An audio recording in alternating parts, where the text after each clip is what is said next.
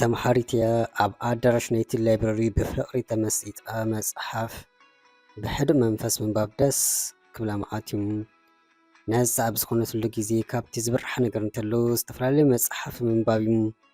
ሓደ መዓልቲ ድሕሪ ቀትሪ ሓድሽ መጽሓፍ እናደለየት ከላም ቅድሚ ሕጂ ሪኣቶ ዘይትፈልጥ ወዲ በይኑ ኮፍ ኢሉ ኣብ ጥራዝ መሰል ስእሊ ክስእል ኣስተብሓለት።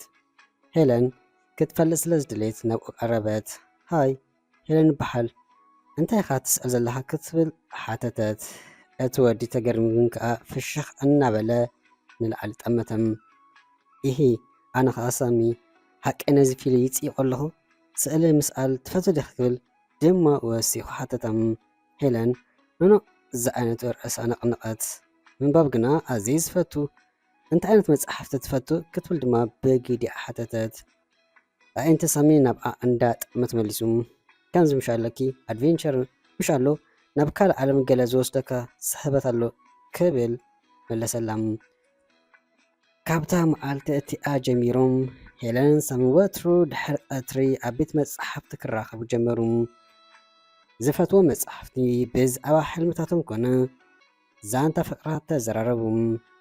ሄለን ኣብ ኢላ ከተንበበሉ ከላ ሳመ ድማ ካብቲ ዛንታታት ትርኢታት እናቐረፀም ነቶም ገጸ ባሕርያት ብስነ ጥበቡ ሕያው ይገብሮ ነበረ። ሰሙናት እናሓለፈ ምስ ከደረከቦም ዝያዳ እናዓመቐ ኸደም።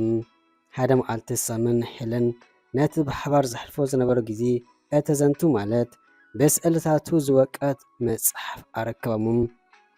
ነዚ ንኣኺ ኣዳልዮ በላ ብስግኣት ዝመልኦ ድምፂ ግን ከዓ ተስፋ ዝመልኦም።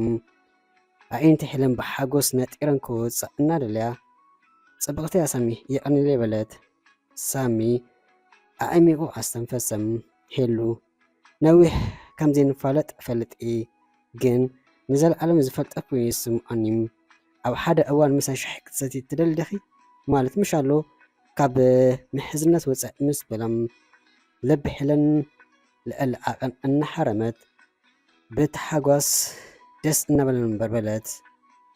እቲ ናይ መጀመርታ ኪኖተራ ርክብ ቅልል ዝበለ ግን ብሓታ ዝኣሰለ ኮይኑ ሓለፈም። ብድሕሪኡ ኣይስክሬም እንዳበልዓ ካዶም ዛንታታት እንዳተነባብኡ ስእሉ እንዳሰኣለ ናብ ዓሚቕ ፍቕሪ ተኣተሙ። ሓደ ጊዜ ኣብ መንበር ኮፍ ኢሎም ፀሓይ ክትዓርብ እናርኣዩ ከለዉ ሓደ ጊዜ እቶም ዝበለፁ ዛንታታት እቶም እትነብሮም ምዃኖም ሄለን ክትግንዘብ ከኣለት። ንኣኻ ትመስል መዓስን ኣበይን ከም ተረክብ ስለ ዝፍለጥ ምናልባት በይነይ ተርፈ ኢልካ ተስተማስን ተሓሊኻ ምስ ትምሰል ኣቋርፅ ኣብቲ ዝሐሸካ እዋን ትሐሸካ ክትረክብ ኢኸሙ ህድእ ድማ በል